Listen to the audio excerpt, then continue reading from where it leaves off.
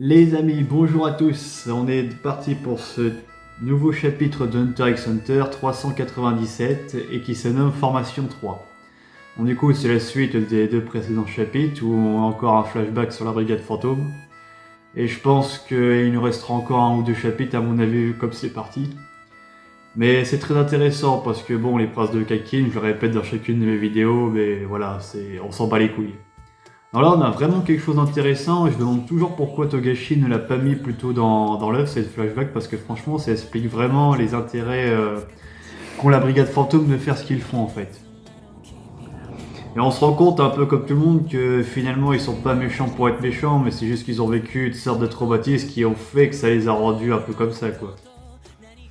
Mais on va parler dans ce chapitre. Alors dans ce chapitre, ça commence avec Sarasa, je crois que ça s'appelle comme ça, la meuf qui est avec eux.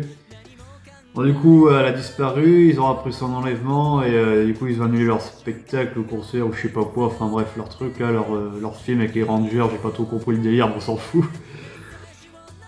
Donc, ils partent à un moment dans la forêt.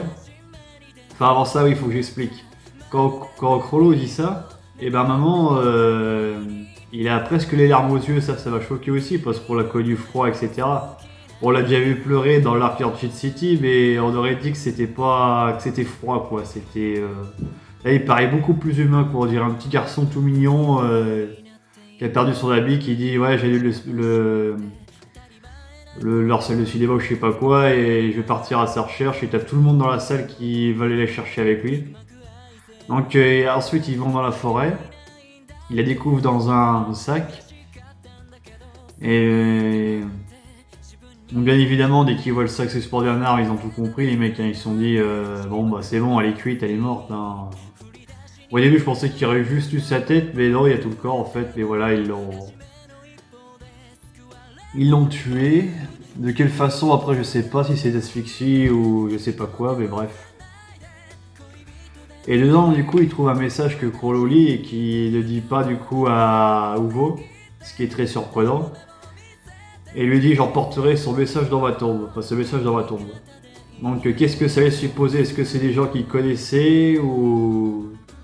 Enfin c'est bizarre quand même, hein, parce que bon, pourquoi il a aucune raison de cacher des secrets à ses amis. Donc, du coup forcément, il ouvre ses nerfs et tout ça, mais bon il le dit toujours pas qui c'est, etc. Enfin ce qui est écrit dans le message quoi. Et du coup suite à cet incident, et ben Crollo a décidé que du coup pendant 3 ans ils vont se préparer à retrouver les assassins. Donc je pense qu'ils vont se préparer niveau plan, niveau physique, naine et tout ça quoi. Ils vont vraiment créer la future brigade qu'on va voir du coup.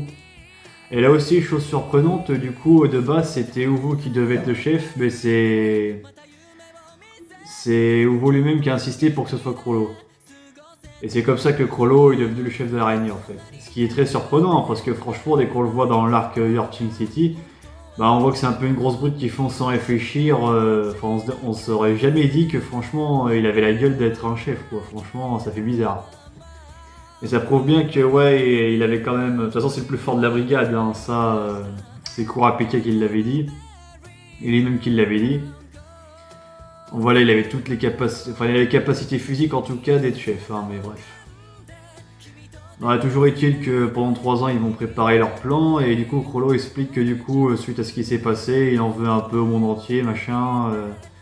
Il explique aussi que bientôt les gens communiqueront à la vitesse de la lumière, donc je suppose qu'il fait référence aux portables, photos, etc. Enfin tout le réseau internet qui va beaucoup leur servir par la suite.